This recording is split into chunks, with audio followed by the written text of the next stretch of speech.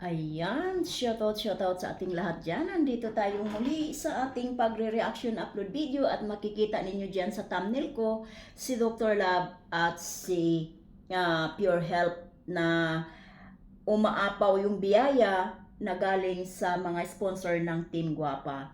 Kaya yan ang pag-uusapan natin, pero bago ang lahat tayo ay mag-shoutout muna sa aking grupo. Ayan, The Empowered Woman. Ayan, shoutout kay Ate Lydia Nabida, Jacqueline Ducusin, Ermagalo Mix Vlog, Kaberks TV, Hasa 26 TV, Cell TV PH, Ate Glow Official at ang inyong lingkod. At ayan, yan ang bago naming grupo, The Empowered Women Team. Ayan. Kaya ayan, shout out na rin sa sponsor na nag-aabot dito kay Pure Health na ipinadaan kay Dr. Love. Kaya salamat sa natandaan ko lang doon na pangalan si Sherwin E. Pero dito din ninyo maririnig kung sino-sino yung mga sponsor. Kaya 29,500 lahat ang natanggap ni Pure Health. Ayan, 'di ba? Maraming mga bitter, Diyos mio Aragon. Maraming bitter. Bakit kaya?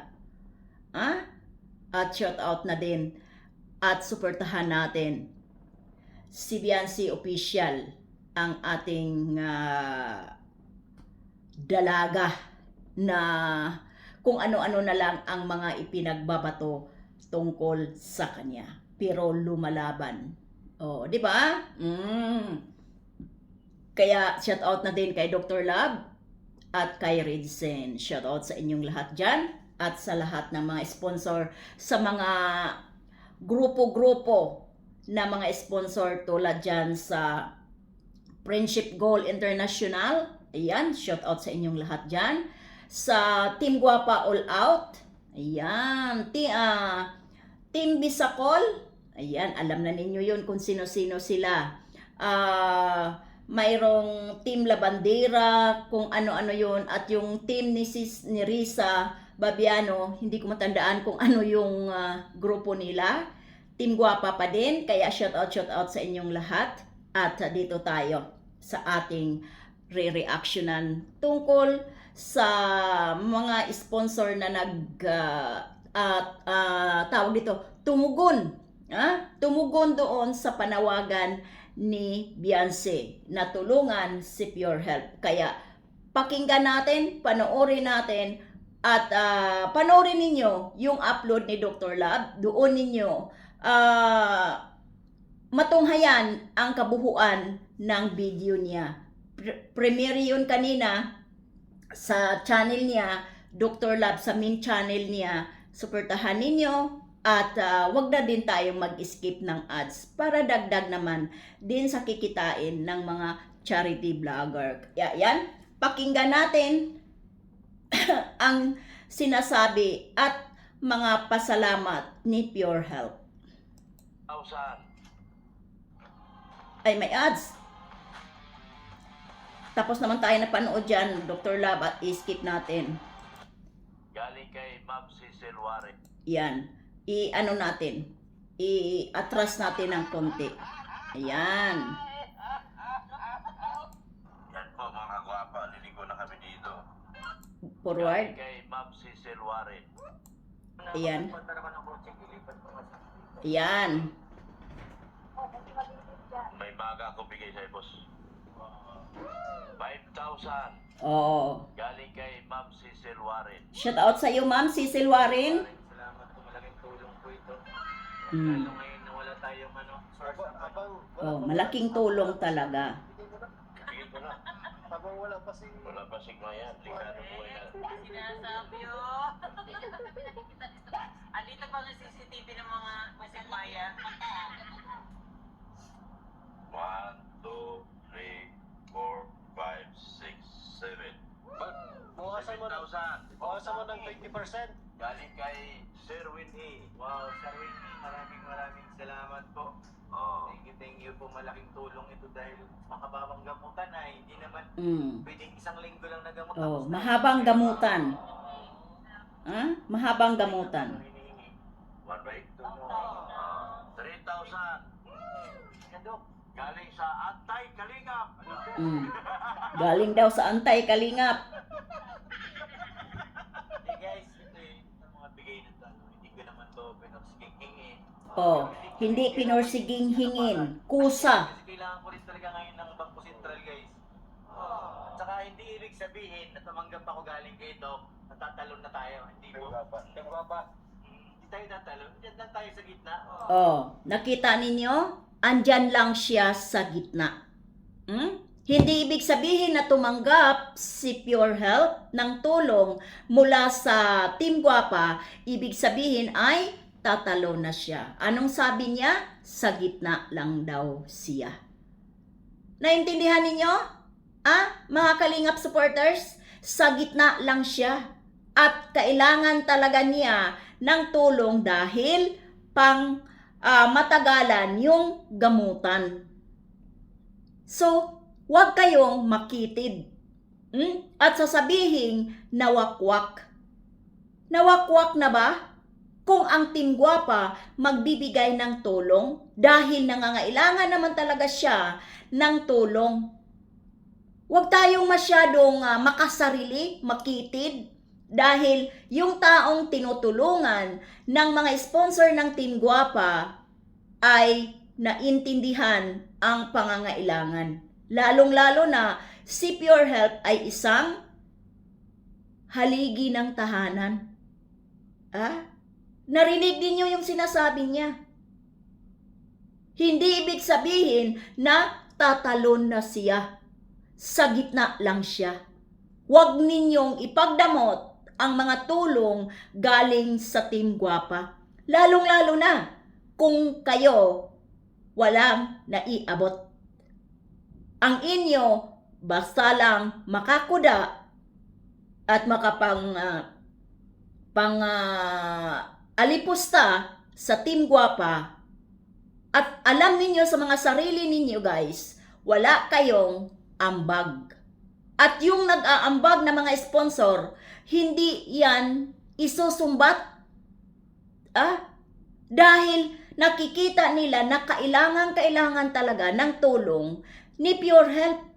Yan ang intindihin ninyo. Huwag ninyong sabihin na si Pure Health na wakwak ng Team Guapa, tingin ninyo sa Team Guapa ay wakwak na. Hindi ba pwede tayo mag-decide sa sarili natin kung sino ang kakampihan natin o sa gitna lang tayo? Hindi ba pwede? Huhusgahan ninyo na kaagad na nawakwak, tumalo na, ganito, ganire, pero sa mga sarili, walang mga naiambag. Yun ang masaklap. Yun ang masaklap. Magkano lahat-lahat ang naibigay ng Team Guapa na ipinadaan kay Dr. Lab? 29,500. Yung iba na may pinapalipad na inabunuhan na ni Dr. Lab. At yung isa ay ipinadaan kay Redsin. At ipapasa na lang through GCash kay Pure Health. Ngayon, mayroon ba kayong naibigay? Kasing laki ng naibigay ng mga sponsor na tumugon doon sa panawagan ni Beyonce? Alam ninyo sa mga sarili ninyo.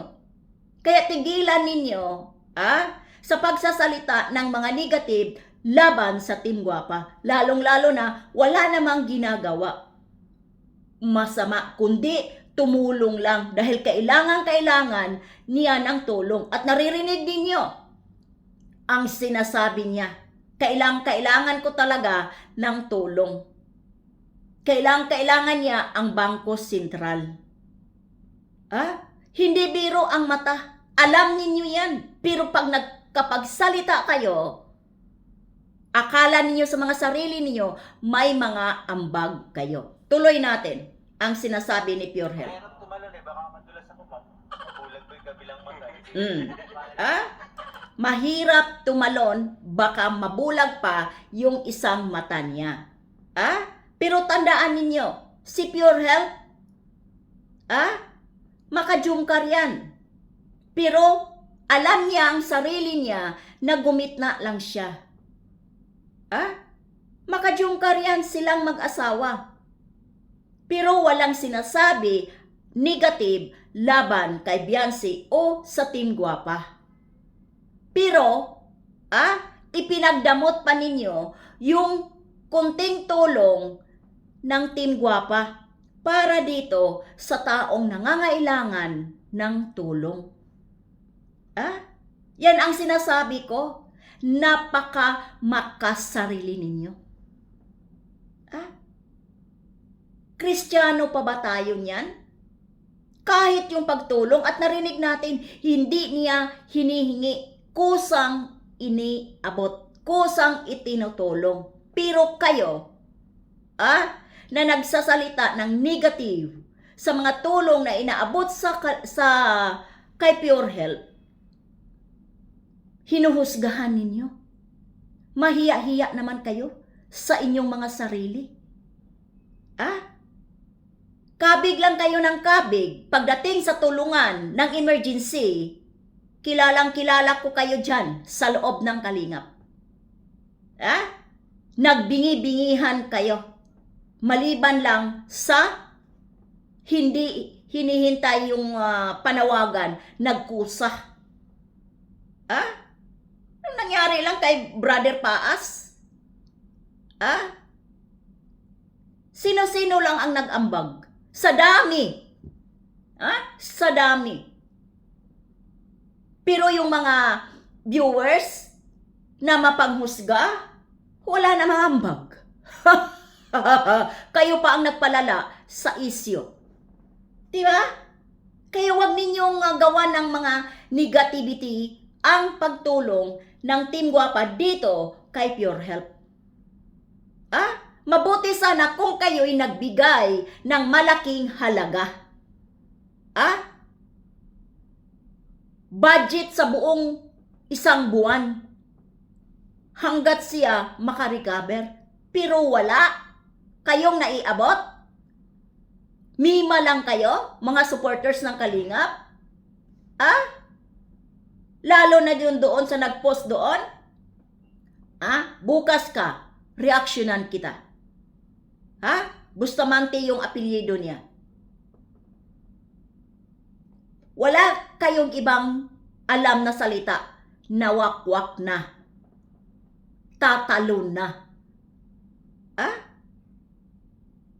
Anong klase ng mga takbo ng mga utak ninyo? Yung taong nangangailangan ng tulong, batikusin. Yung nagbibigay, nasaan ang hustisya niyan? Yung nagbibigay ng tulong, yung nanawagan, babatikusin. Pero sila, walang naibigay. Yan ang matindi. Yan ang matindi. Saan ang salitang lingap? Supporters ng Kalingap. Pero yung tumutulong, binabatikos. Hindi niyo siguro lubos na intindihan ang salitang lingap, kalingap, lingap sa mga nangangailangan ng tulong. Pero kung naintindihan ninyo, maging masaya kayo at magpapasalamat kayo. Pero babatikosin, hindi naman ata deserve ng mga taong nag-aabot ng tulong dito kay Pure Health. Batikosin ninyo ng mga hindi mawari-wari na mga salita. Diba? Umayos tayo. Lalo na kung tayo may edad na. Katulad ko. Diba? Magpasalamat tayo. Nasa 29,500. Ilang linggo yan, mapakinabangan at makakatulong kay Pure Health. At madagdagan pa yan. Madagdagan pa yang tulong na yan. Kaya hanggang dito na lang tayo. Bye-bye and God bless sa ating lahat.